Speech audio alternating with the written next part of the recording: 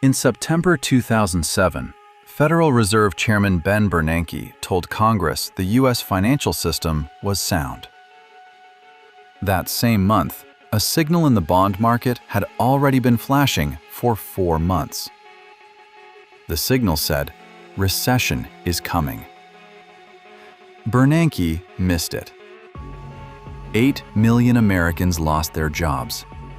That signal is the yield curve, the single most reliable recession indicator the Federal Reserve has ever produced.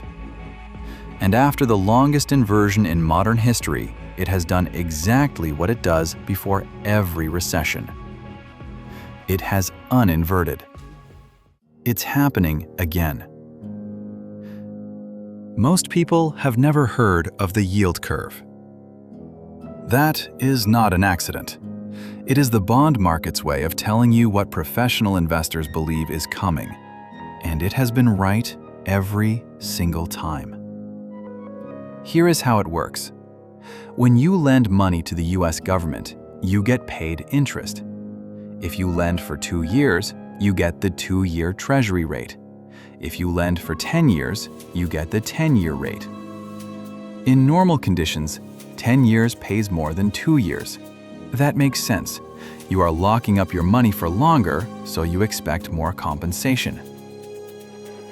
When the yield curve inverts, something unusual happens. The 2-year rate rises above the 10-year rate.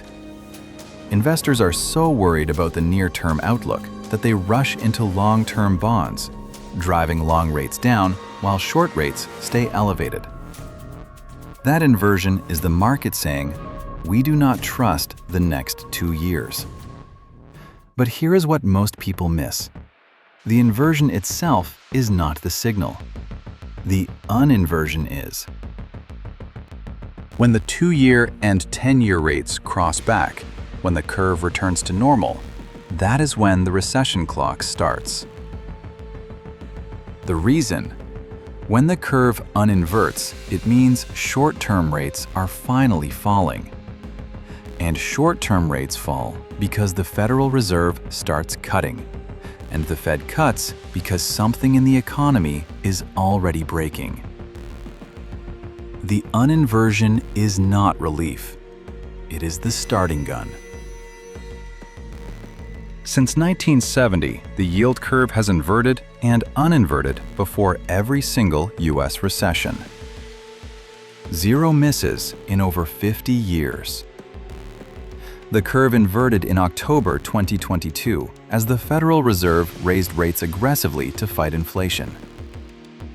It stayed inverted for 26 months, the longest inversion since the early 1980s. Then, in December 2024, it uninverted.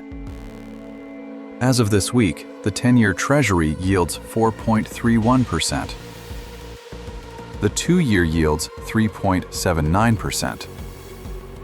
The spread is positive 0.52%. The inversion is over. Sound familiar? If you hold a variable rate mortgage, a home equity line of credit, or work in a rate-sensitive sector, construction, commercial real estate, banking, finance, this signal is directly relevant to your position. If you have been sitting on the fence about refinancing, taking on new debt, or major financial commitments, what you are about to see in the historical record is the single most useful piece of context you can have. Because the yield curve does not lie. It only speaks early. 3 times in the last 50 years, this exact sequence has played out. Inversion, then uninversion, then recession. And in every case, official statements declared the all clear at exactly the moment the countdown was running. Let us go through each one, because the details matter. In the late 1970s, the United States was dealing with the aftermath of 2 separate oil shocks. The yield curve inverted in late 1978 as the Fed raised short-term rates aggressively. Then, in mid-1979, the curve began to uninvert The recession began in January 1980, roughly 6 months later. The bond market always knows first. In 2006, the yield curve inverted as the Federal Reserve raised rates to cool a housing market they described as frothy. 18 months later, in June 2007, it uninverted. That same month, cracks began appearing in the financial system. 6 months later, the Great Recession began. The curve had already spoken. In 2019, the yield curve inverted again as global uncertainty pushed investors into long-term bonds. By October 2019, it had uninverted. 4 months later, the economy entered recession. The pattern held. And now, April 2026. The yield curve inverted in October 2022. It uninverted in December 2024. We are now 16 months into the recession window. In past cycles, the downturn arrived within 4 to 6 months. Either this cycle is delayed, or the data will be revised, as it often is, and we will learn the recession began earlier than reported.